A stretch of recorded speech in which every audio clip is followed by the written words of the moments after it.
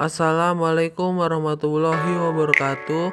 Izinkan saya menjelaskan sedikit tentang teori komunikasi, teori klasik, teori sistem, dan teori neoklasik. Tapi sebelumnya saya akan menjelaskan apa itu teori. Kata teori berasal dari bahasa Latin theoria.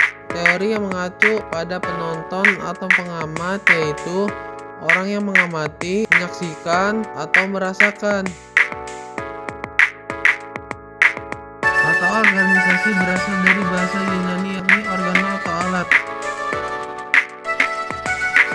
Sesuatu tidak disebut sebagai organisasi apabila tidak memiliki tujuan atau purpose, anggota atau people, dan rencana atau plan. 1.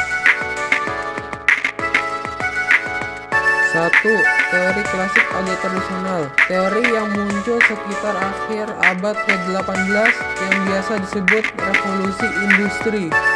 Menurut teori ini, landasan organisasi yang berlandaskan pada 4 hal, yaitu yang pertama, pembagian kerja, yang merupakan pilar fundamental utama dan penggerak koordinasi.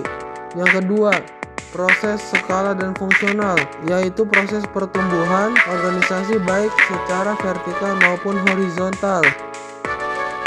Yang ketiga, struktur, yaitu hubungan antar berbagai aktivitas yang dilakukan dalam suatu organisasi. Yang keempat, rentang kendali, yang berkaitan dengan efektivitas seorang atasan dalam mengelola bawahannya. Tujuan teori klasik atau tradisional. Tujuan organisasi harus berupa keuntungan ekonomi, efisiensi, dan logika. Teori sistem merupakan teori transisi. Aliran ini masih dipengaruhi oleh pandangan klasik atau ilmiah karena mereka tetap memperlakukan makhluk dan organisasi seperti mesin.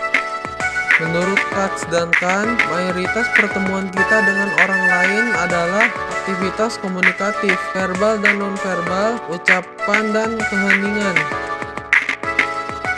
Alvin Toffler menulis tentang guncangan di masa depan dan dampak yang tidak dapat dihindari akibat perubahan cepat.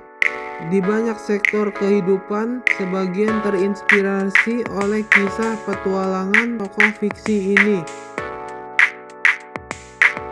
Judul makalah Toffler adalah Organisasi Adokrasi yang akan datang.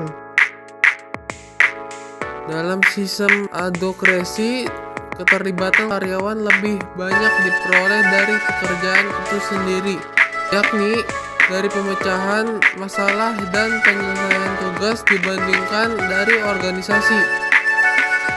Yang ketiga adalah teori neoklasik atau hubungan manusiawi. Prinsip dasar teori ini adalah untuk menyoroti pentingnya komponen sosial dan psikologis karyawan, baik secara individu maupun dalam kelompok kerja mereka.